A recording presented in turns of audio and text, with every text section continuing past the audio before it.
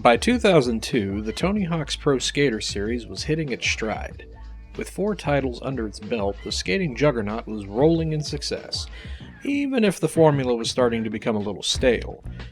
Realizing this, Neversoft went to the blueprints and decided to make a few new additions as well as continuing to refine the gameplay that so many had fallen in love with.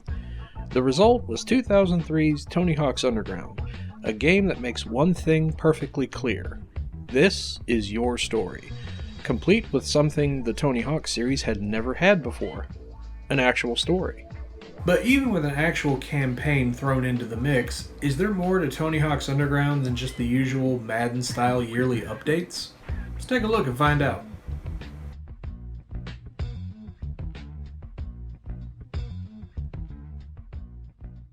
So, I never thought I'd say this, but the story of Tony Hawk's Underground takes place in the suburbs of New Jersey. You play as yourself, your created skater. You and your friend Eric dream of taking your place among the world's greatest skateboarders. After impressing skate legend Chad Muska, you set off to make your name in the skateboarding world. Now, there's a bit more of the story with some twists that I truly would rather not reveal to you, but I have to admit, even though it's a bit on the basic side, the story's actually good in Underground. Now, of course, coming from 4 games that had no story in its story mode at all, this is going to look fantastic. But even still, this is a plot that will keep you entertained. Underground's gameplay is, for the most part, kept in line with the other Tony Hawk games before it. You skate through a stage, performing tricks and combos to increase your score, and finding collectibles. For the story mode, these are tasks that you must complete in order to advance the plot, with a pro skater in each level that has a side quest for you to partake in that can reward you with a trick for the special meter. Also, since Thug has been described as an adventure game by Neversoft, completing goals will net you experience points you can use to level up your stats, like speed and jumping. But the most shocking, the most surreal addition to Tony Hawk's Underground?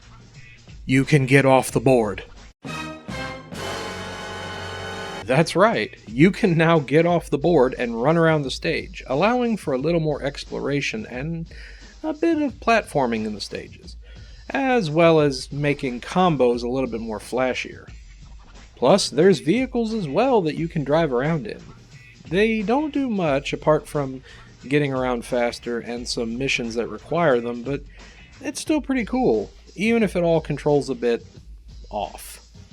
Other than that, Thug's skating controls are just like the other 4 Pro Skater games, so getting into the groove of this one won't be a problem.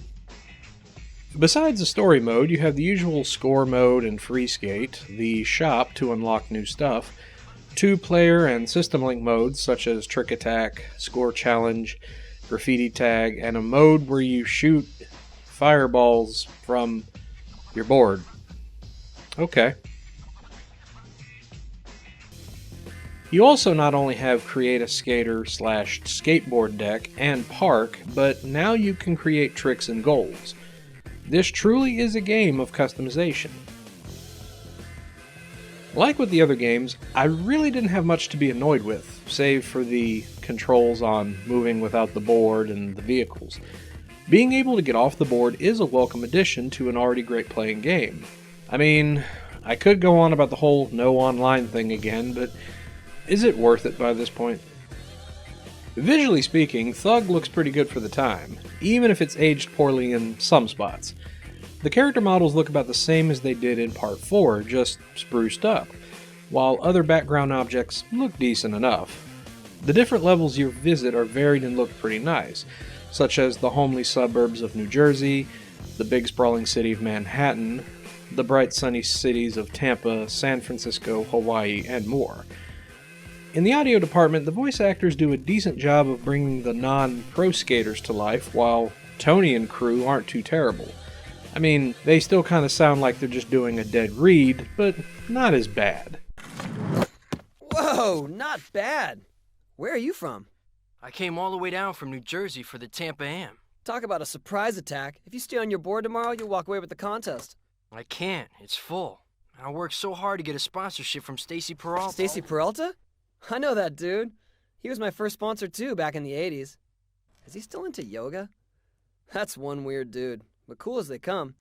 Look, I can't make any guarantees, but I'll talk to the guys at the contest. Just show up tomorrow.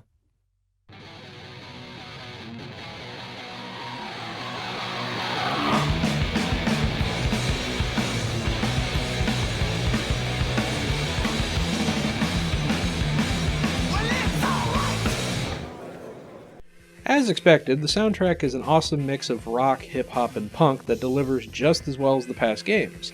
And again, sorry that I can't really play any of that due to licensing issues. Tony Hawk's Underground was a big change of direction for the iconic franchise, and for good reason. It continued to improve on the classic gameplay while adding new features like getting off the board that double on the fun, even if it started to show its age a bit. If you're a fan of the series, then you probably already own this game. But if you're a newcomer to the skateboarding genre and this series caught your eye, you can't go wrong with the Underground. Now, being the success that it was, Tony Hawk continued on with the additions found in Underground while continuing to refine the gameplay as the games went on. In fact, the next game to come out, a sequel to Underground, took the idea of a story mode and, well, got a little crazy with it. But you know what? We're going to have to save that for later. Until then, this is the Dolly Popka saying, stay green, everybody. I'll see you next time.